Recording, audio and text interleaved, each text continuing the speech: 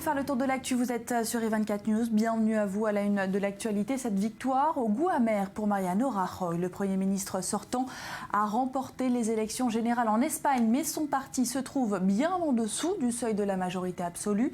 C'est donc un sévère avertissement qu'adressent les Espagnols aux formations traditionnelles. Océane Nicole, puis on se rend à Madrid. Pas de majorité pour la droite, les Espagnols n'ont accordé ce dimanche qu'une courte victoire au Parti populaire porté par Mariano Rajoy. Et c'est un quadripartisme qui fera donc son entrée au gouvernement. 123 députés pour le Premier ministre sortant, mais pas de majorité. Rajoy promet de tenir compte des attentes du peuple. Je vais essayer de former un gouvernement et je crois que l'Espagne a besoin d'un gouvernement stable. Beaucoup de choses ont été faites au long de ces 4 dernières années. Les Espagnols ont fait beaucoup d'efforts. Maintenant, nous avons besoin de persévérer dans ce qui a été fait ces dernières années. Et le gagnant de ces législatives, c'est bien Podemos. Le parti de gauche anti-austérité fait sa grande entrée dans le gouvernement. Moins de 2 ans après sa création, le parti a su canaliser les Espagnols excédés après 4 années de politique d'austérité. Podemos remporte 69 sièges et a bien failli dépasser le Parti socialiste. Aujourd'hui, une nouvelle Espagne est née. Une Espagne qui met fin au système du bipartisme et qui inaugure une nouvelle ère politique dans notre pays.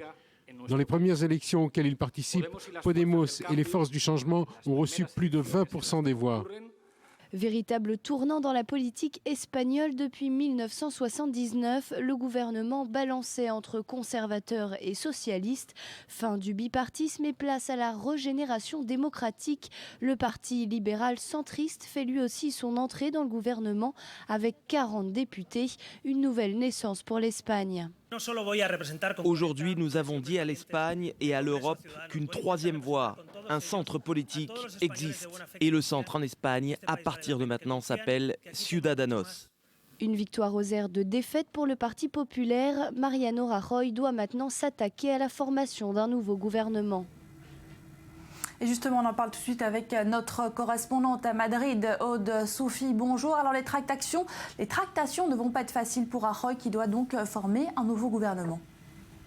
Il va sans doute tenter de convaincre Ciudadanos, les membres du nouveau parti de centre-droit, mais cela ne suffira pas puisque entre les députés du Parti populaire et ceux de Ciudadanos, ça ne suffira pas à obtenir la majorité absolue. Il faudra donc encore pour lui tenter de convaincre d'autres petits partis, mais il y a d'autres options. Par exemple, on pourrait envisager une coalition à gauche entre le Parti socialiste et Podemos, mais eux non plus n'auraient pas la majorité absolue et devraient tenter d'obtenir le soutien de petits partis régionaux. Ça va donc être compliqué. Les tractations vont se poursuivre tout au long de la journée. Il faut arriver à un accord pour que le pays soit dans la stabilité.